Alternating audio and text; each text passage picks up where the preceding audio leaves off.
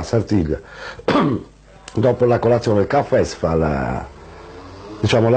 via crucis nelle scuderie, a salutare gli amici, a dare gli auguri, a berci una vermicera, a mangiarci un pezzettino di formaggio, un pezzettino di carne. Insomma, nell'attesa della vestizione, la figura del sugo pomodori, in pratica è la figura chiave della Sartiglia, perché il personaggio che diciamo il giorno della Sartiglia, tra i cavalieri, tra la gente, dovrebbe essere la persona più importante, a parte il sindaco, questore e tutti i personaggi che gestiscono tutta la giostra attorno alla Sartiglia, perché la Sartiglia è su pomodori con i cavalieri, non è che la Sartiglia sia il sindaco, assessori,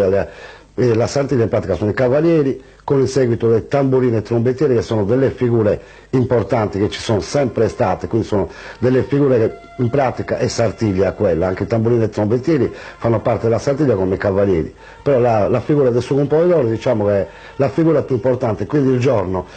almeno come tifoso del sugo pomodori, il giorno non si deve guardare alla persona, si deve guardare a sugo pomodori, cioè fare il tifo per sugo pomodori, non per la persona che c'è dietro la maschera. Sugo pomodori in se stesso, la figura che rappresenta. C'è il cavaliere antico, c'è il stile antico,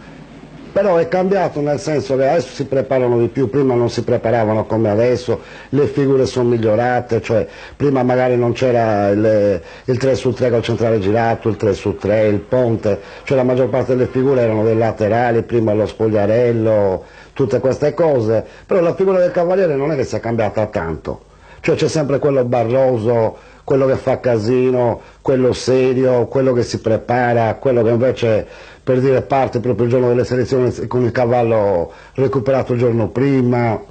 Non penso che sia cambiato molto, è cambiato soltanto il modo di gestire la Sartiglia adesso. Un po' di tensione ce l'hanno, parecchi magari sono reduci dalla sera prima,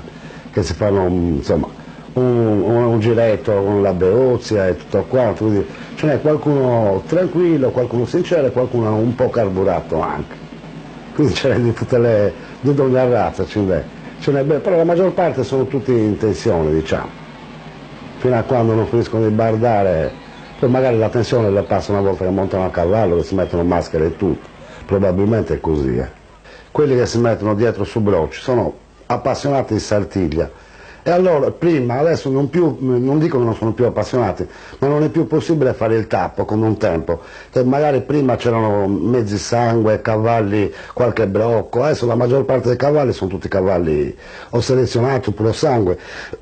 quindi il tappo, sì, magari c'è qualcuno che lo vorrebbe ancora, però la maggior parte dei cavalieri, da quello che sento io, da quello che mi dicono, non lo vogliono più, non vogliono più l'urlo, la gente che spinga, cioè vorrebbero proprio lo spazio libero pronti a partire.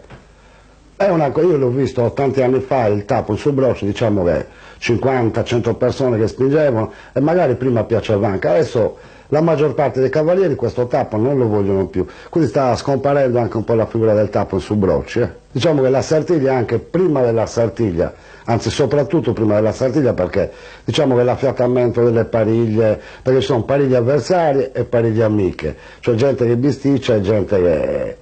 che sta tranquillo con le altre pariglie senza avere problemi, perché gli avversari ci sono anche in Sartiglia, come ce li ho io, ce li hai tu, ce li hanno altri cavalieri, ce li ha solo un pomodoro che magari ha dei personaggi che non deve far scendere, dei personaggi avversari, così come penso che sia sempre stato così.